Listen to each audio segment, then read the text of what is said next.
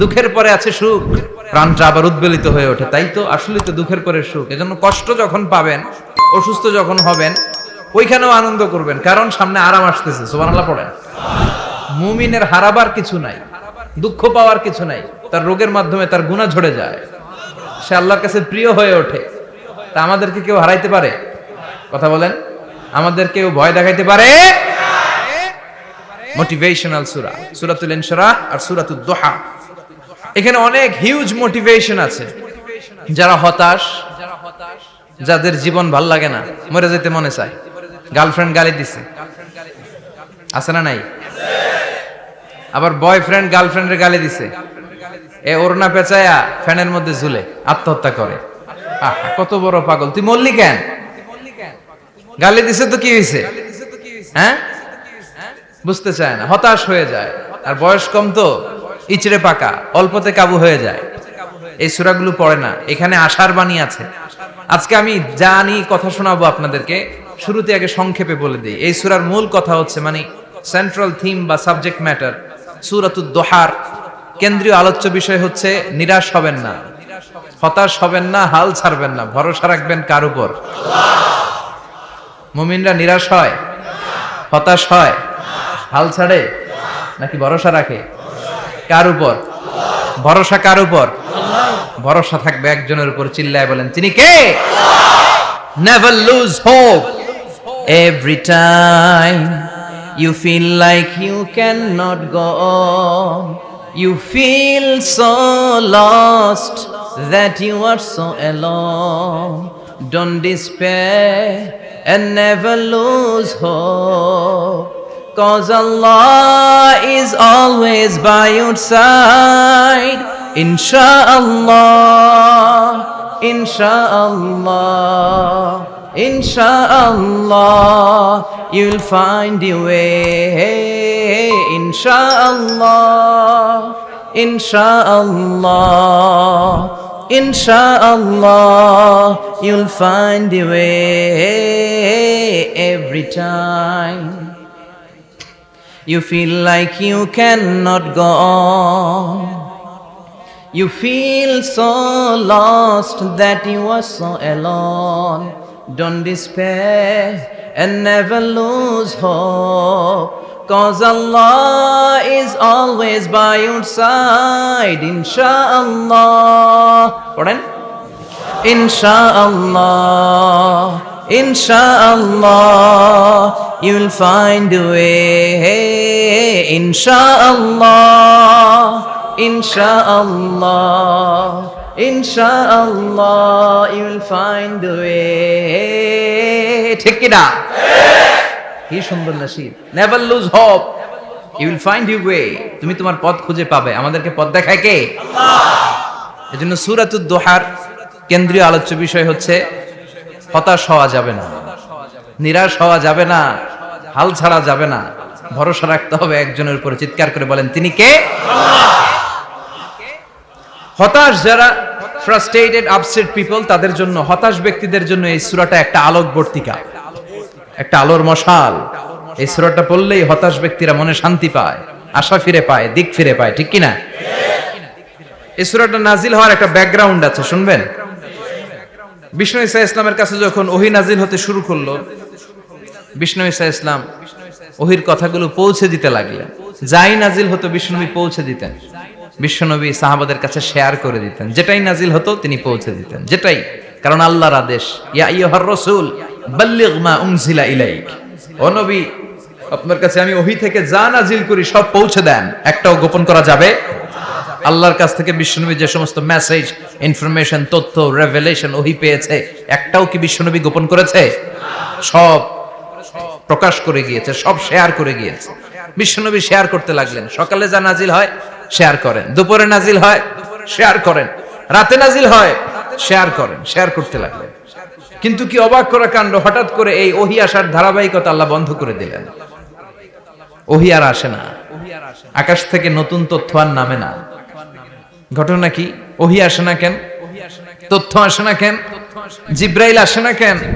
কোন বর্ণনা এসেছে 15 দিন, কোন বর্ণনায় 1 মাস 3 মাস এমনকি 6 মাস পর্যন্ত বর্ণনা পাওয়া যায় যে বিশ্বনবীর কাছে 6 মাস ওহী আসে নাই।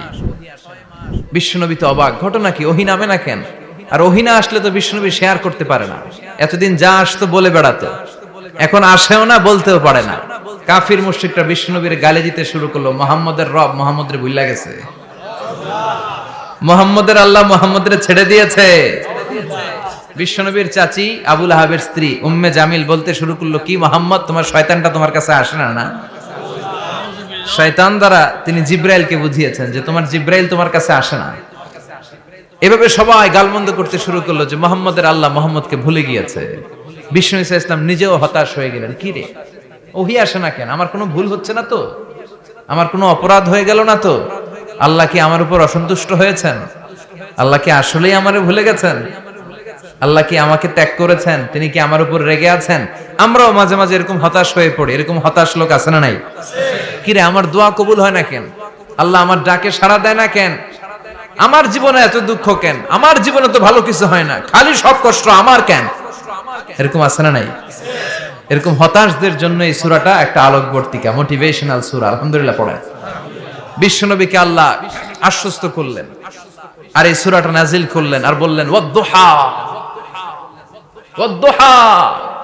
দুহা মানে আলো, দুহা মানে আলো, প্রভাতের সূর্য কিরণের শপথ। Look up, the sunlight, it's a very beautiful day out there. ও নবী হতাশ হবেন না, বেরোন, সকালের সূর্যটা কত সুন্দর, কি ঝলঝলে পৃথিবী, ফকফকে আর তকতকে, দেখলেই মনটা ভরে যায়, ঠিক কি না? দুহা, দুহা মানে আলো, আশার আলো, সম্ভাবনার আলো। আমাদের জীবনে আলোর দরকার আছে না নাই? আলো না থাকলে আমরা বাঁচতে পারবো? আলো লাগে বড় ভালো। এই আজকে আলো না থাকলে আমার দেখা যেত? এজন্য কোরআনকে আল্লাহ আলো বলেছেন। কোরআনকে কি বলেছে? কিতাবুন আনজালনাহু ইলাইকা লিতুখরিজান নাসা মিনাল যুলুমাতি ইলান নূর। Muhammad, I've revealed this holy Quran unto you to lead the mankind out of darkness into the light. অন্ধকার থেকে লাইট, লাইট মানে কি? আলো, আলোর দিকে নেয়ার জন্য কোরআন পাঠিয়েছি। আবার বিশ্বনবীকেও আল্লাহ নূর, নূরের সাথে তুলনা করেছেন। আবার বিশ্বনবী আল্লাহর কাছে নূর চাইতেন, বলতেন আল্লাহ আমার ডানে আলো দাও, আমার বায়ে আলো দাও, আমার সামনে আলো দাও, পিছনে আলো দাও, উপরে আলো দাও, নিচে আলো দাও, আমার দেহে আলো দাও, আমার মাংসপেশির ভিতরে আলো দাও, আমার হাড্ডির ভিতরে আলো দাও, আমার জন্য তুমি আলো দাও। পড়েন আমিন। এজন্য আলো ছাড়া বেঁচে থাকা অসম্ভব। আল্লাহ তাআলা আলোর নামে সূরা দিলেন, সূরাতুদ দুহা, প্রভাতের আলো, প্রভাতের সূর্য কিরণের শপথ, আলোর শপথ। সুবহানাল্লাহ পড়েন।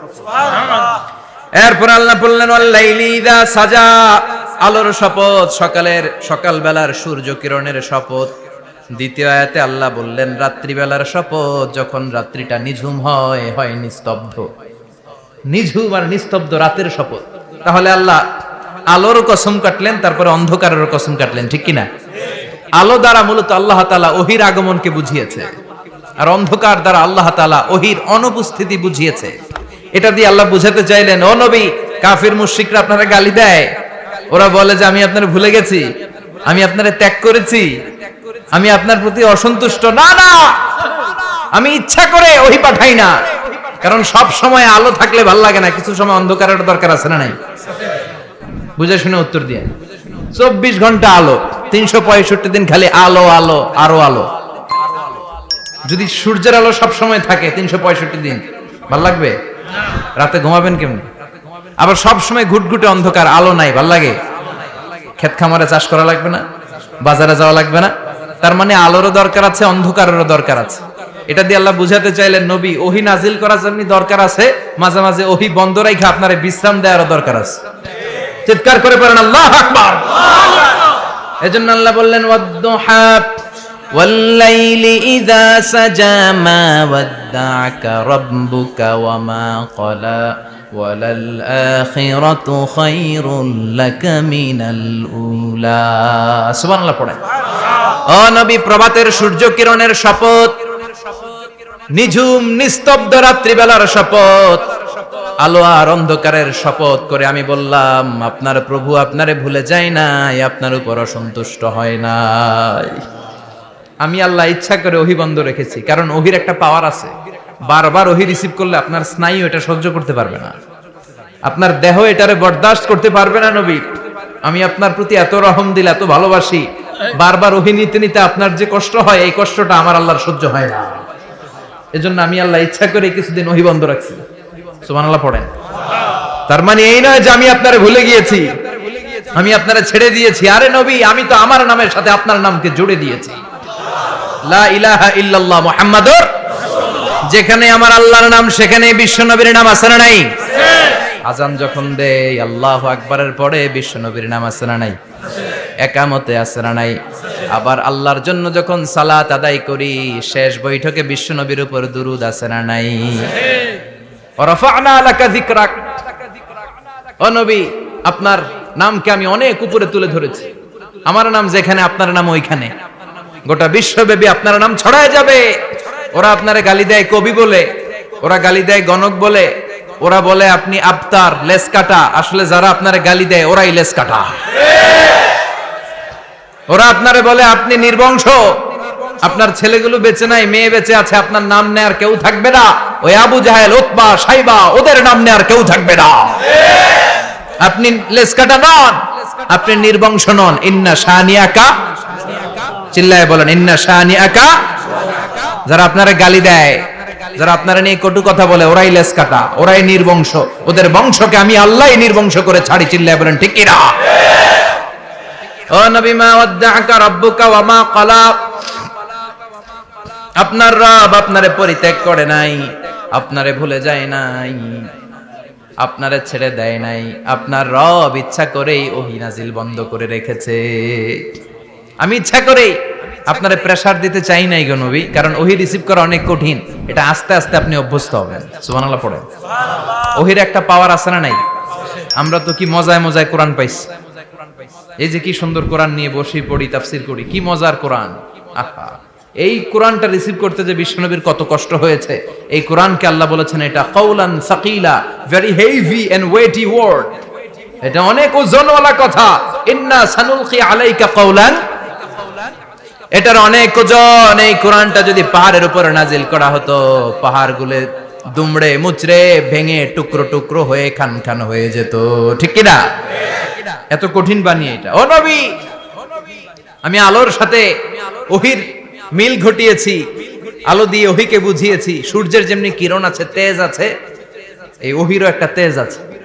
এই তেজ, এই কিরণ আপনি সব সময় সহ্য করতে পারবেন না। এজন্য আমি ইচ্ছা করে কিছুদিন ওহী নাজিল করা বন্ধ করে রেখেছি। সুবহানাল্লাহ পড়েন। ইচ্ছে করে আমি নাজিল করি নাই। সব সময় নাজিল হলে আপনার ভালো লাগতো না। বুখারীর বর্ণনা, মা আয়েশা বলতেন, শীতের রাতে, কনকনে মাঘ মাসের শীতের রাতে যখন বিশ্বনবীর উপর কোরআনের আয়াত নাজিল হতো, বিশ্বনবী ঘেমে ঘেমে একাকার হয়ে যেতেন। হাত্তা লা ইয়াতাফাসসাদু জাবিনুহু আরাকান, বিশ্বনবীর দাড়ি আর থুতনি বেয়ে ঝরঝর করে পানি পড়তো। আমরা কম্বল গায়ে দিয়ে থাকি আর বিশ্বনবী ঘামে। সুবহানাল্লাহ কইবেন না? এটা কাউলান সাকিলা, অনেক ওজনওয়ালা কথা। আবার বিশ্বনবী যখন ওটের উপরে বসে থাকা অবস্থায় কোরআনের আয়াত নাজিল হতো, ওটের বুকটা মুহূর্তের মধ্যে বালুর মধ্যে, জমিনের মধ্যে লেগে যেত। ঘোড়ায় চড়া অবস্থায় বিশ্বনবীর কাছে যখন কোরআন নাজিল হতো, ঘোড়ার পা গুলো মরুভূমির বালুতে দেবে যেত।